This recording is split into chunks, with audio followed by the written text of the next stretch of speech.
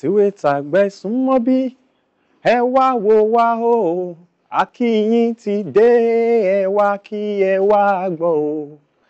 Nígbà tí a bá lọ tán kó má dáríyànjiyàn, ètò yẹn ti dé, ẹ wá kí ẹ wá gbọ́ o.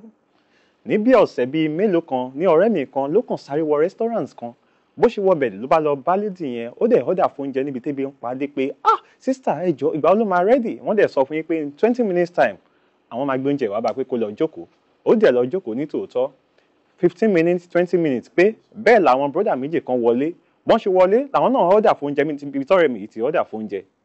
Kò tí ì ju 5 minutes lọ wọ́n gbé oúnjẹ tàwọn brothers yẹn dé. Ọ̀rẹ́ mi yẹn wá wò wọ́n wípé òun ti wà níbí for the past 20 minutes wọ́n dẹ̀ sọ pé oúnjẹ òun máa ready kò ready. Àwọn tó kàn wọlé tán tí lo 5 minutes lóúnjẹ wọn ti délẹ̀ yìí. Ó bá bínú lọ bá gẹ̀yẹn ló dẹ̀ bẹ̀rẹ̀ sí ní pariwo, what kind of nonsense is this? I've been here for so long, you promised me.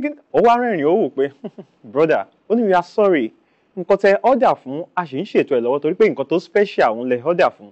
Àwọn tẹ kàn rí tán sáré wọlé yẹn snacks lásán làwọn order fún tàwọn. Ọ̀rẹ́ mi wá wò wípé snacks làwọn order fún. Ó dàgbà ló tó máa ready. Ó wá sọ wípé kán fún òun ní àkókò díẹ̀ torí pé nǹkan tí wọ́n order fún yẹn nǹkan tó special ni torí pé a gba ọ̀pọ̀lọpọ̀ sùúrù kó tó di pé àwọn ṣètò ẹ̀ tán. Mo wá wo brother mi yẹn títí mo wá wò pé ọ̀rọ̀ wà nínú nǹkan tóbìnrin yìí sọ yìí. Ẹ wò kí ni mo fẹ́ fà jáde jàre. Ṣé rí ọmọbìnrin yẹn òun ni angel tí a máa ń gbàdúrà sí. Ṣé rí nǹkan tí ọ̀rẹ́ mi tó order fún yẹn òun ni prayer wa lọ́dọ̀ Ọlọ́run. Ọ̀rẹ́ mi tí mo wá ń sọ̀rọ̀ ẹ̀ yẹn òun lèmi àti ẹ o. Oríṣiríṣi àwọn èèyàn wọ́n máa béèrè nǹkan lọ́wọ́ Ọlọ́run, wọ́n máa pray for so long pé ìgbà olè á tó dá wọn lóhùn. Bẹ́ẹ̀ dẹ̀ rí Ọlọ́run ò dẹ̀ gbàgbé yín. Àwọn brọ́dà méjì tó sáré wọlé yẹn àwọn ni àwọn ọ̀rẹ́ tẹ ní kàkàkiri. Fine, wọ́n lè máa lo ilé tó wà òkè, wọ́n lè máa lo mọ́tò àsìkò. Ṣùgbọ́n jẹjẹ́ mọ̀nà tí wọ́n gbà rí ti tàwọn. Àsìkò kálukú yàtọ̀ síra wọn, àsìkò tèmi yàtọ̀ sí tẹ̀yin.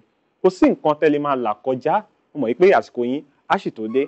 Torí pé especially lọ́dọ̀ Ọlọ́run, bẹ́ẹ̀ dẹ̀ rí Ọlọ́run kì í gbàgbé kálukú.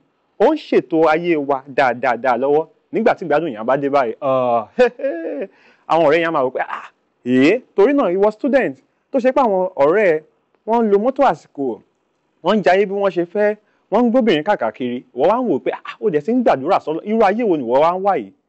There is time for everything and wọ́n máa ń sọ pé God's time is the best. Torí náà kò dúró de àsìkò tiẹ̀.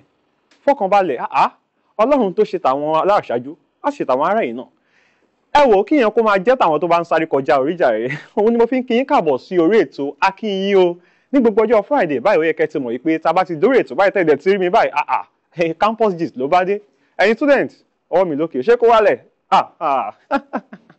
Lórí ètò yìí lẹ ti máa ń láǹfààní láti gbádùn wa àwọn nǹkan tó ń ṣẹlẹ̀ láwọn schools wa àwọn institutions. Orí ètò yìí la ti máa ń mú wá fún yín.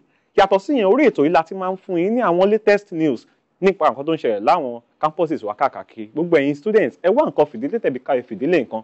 A gbádùn ara wa lórí ètò fún tòní lórí ètò Akiyinoo ti campus gist ọjọ́ Friday lónìí. Ẹ má fojú pòjó èmi jàre. Òjò lọmọ tó ń sá kíjokíjo kiri lọ́jọ́ ogun bá le. Òjò lọmọ tó gbé ibi kọ́rùn wá sílé ayé. Òjò ló ń rọ̀ látòkè tí gbogbo wa mọ̀. Èmi wá kì í ṣòjò, mi ò dẹ̀ kì í ṣòjò, mi ò kì í ṣòjò. Akinyemi lèmi jẹ́ ọmọ bàbá tí George Túndé. A gbádùn ara wa lórí ètò fún tòní. Ẹ bá mi ké sálára, ẹ bá mi ké sáwọn ọmọ iléèwé, ẹ bá mi ké sáwọn dáàdì àti mọ́mì pé Akíyìn ti dé sórí ètò lórí Orísun channel 168. Ẹ sì láǹfààní àti gbádùn wa lórí ètò lónìí. Torí náà Akíyìn ti dé sórí ètò ẹ wá nǹkan fìdílé tàbí kẹ́ fìdílé nǹkan kájọ gbádùn ètò. Akinyemi Túndé mo tẹ́ pẹpẹ ètò fún tòní o. Akíyìn lètò.